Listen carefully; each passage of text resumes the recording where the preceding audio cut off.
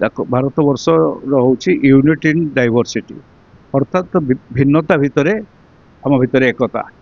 ଏଠି ହିନ୍ଦୁ ଥାଉ, ମୁସଲମାନ ଥାଆନ୍ତୁ, ଖ୍ରୀଷ୍ଟିଆନ ଥାଆନ୍ତୁ, ଶିଖ ଥାଆନ୍ତୁ, କିନ୍ତୁ ଲଢ଼େଇ ହେଲା ବେଳକୁ ସମସ୍ତେ ଏକାଠି ହୁଅନ୍ତି।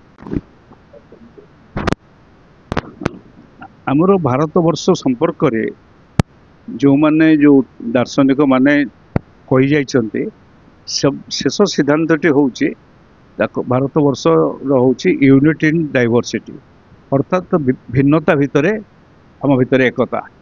ଏଠି ହିନ୍ଦୁ ଥାଉ, ମୁସଲମାନ ଥାଆନ୍ତୁ, ଖ୍ରୀଷ୍ଟିଆନ ଥାଆନ୍ତୁ, ଶିଖ ଥାଆନ୍ତୁ, କିନ୍ତୁ ଲଢ଼େଇ ହେଲା ବେଳକୁ ସମସ୍ତେ ଏକାଠି ହୁଅନ୍ତି ଭାରତବର୍ଷରେ। କିଛି ଏଥିରେ କେତେ କ୍ଷତି ହେବ, ଉଭୟ ରାଜ୍ୟର ଦେଶର କ୍ଷତି ହେବ। କାରଣ ଯୁଦ୍ଧଟା ଯେ ଭଲ ସେ କଥା କେବେ ଆମେ କେହି କହିବାନି, କିନ୍ତୁ ଯୁଦ୍ଧର କ୍ଷୟକ୍ଷତି ଯୁଦ୍ଧ ପରେ ଜଣାପଡ଼ିବ। ସେତେବେଳକୁ ହୁଏତ ଆମର କମ୍ ହେଇଥିବ, ପାକିସ୍ତାନର ନିଶ୍ଚୟ ବେଶୀ ହେଇଥିବ। କିନ୍ତୁ ବର୍ତ୍ତମାନ ଭାରତବର୍ଷ ଲଢ଼େଇ ଭିତରେ ଜବରଦସ୍ତି ତାକୁ ଭର୍ତ୍ତି କରି ଦିଆଯାଇଛି ବୋଲି ମୋ ବିଚାରରେ।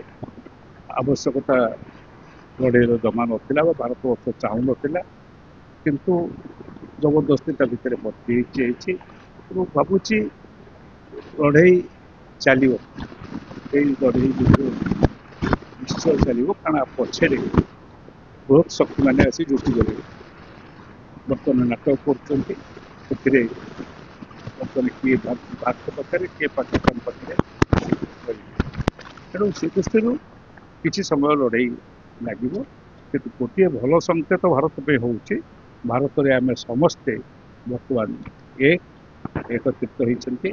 ସେ ଯେଉଁ ଦଳର ହୁଅନ୍ତୁ, ଯେ ତାଙ୍କୁ ତାଙ୍କ ଭିତରେ ଯାହା ଲଢ଼େଇ ଅର୍ଥନୀତି ନିଶ୍ଚୟ ଫରକ ପଡ଼ିବ। ଆମର କମ୍ ପଡ଼ିବ, ପାକିସ୍ତାନର ବେଶୀ ପଡ଼ିବ। ଆମର ନିଶ୍ଚୟ ପଡ଼ିବନି କିଏ କହିଲା? ନାଇଁ, ଭାରତ ଯେଉଁ ରେଟ୍ରେ ଗତି କରୁଥିଲା, ଅର୍ଥନୀତି ମାନେ ଆଗେଉଥିଲା ବୋଲି ଭାବୁଥିଲେ, ସେ ରେଟ୍ଟା କମିଯିବ, ଏଇଟା ସତ, କମିଯିବ। କିନ୍ତୁ ପାକିସ୍ତାନର ବହୁତ ତାଙ୍କର ଯେହେତୁ ଆର୍ଥିକ ସ୍ଥିତି ଦୁର୍ବଳ, ତାଙ୍କର ଆର୍ଥିକ ସ୍ଥିତି ଏବେ ବି ଦୁର୍ବଳ ଅଛି। ଆମର ବି ଦୁର୍ବଳ ଅଛି, ତାଙ୍କର ବି ଦୁର୍ବଳ ଅଛି। ଆମର 130 ପୋଜିସନରେ ଅଛି, ତାଙ୍କର 110 ପୋଜିସନରେ ଅଛି। ଆଉ ଶ୍ରୀଲଙ୍କାର ସେଇ 107, 108 ପୋଜିସନରେ ଅଛି। ତେଣୁ ଏ ସବୁ ଦେଶ ଗୁଡ଼ିକ ସାରା ବିଶ୍ୱରେ ଏଇ ପୋଜିସନ ମାନଙ୍କରେ ଅଛନ୍ତି ବର୍ତ୍ତମାନ। ତ ସେ ଦୃଷ୍ଟିରୁ ଦେଖିବାକୁ ଗଲେ ଭାରତର ନିଶ୍ଚୟ କ୍ଷତି ହେବ, କିନ୍ତୁ ପାକିସ୍ତାନର ବେଶୀ କ୍ଷତି ହେବ।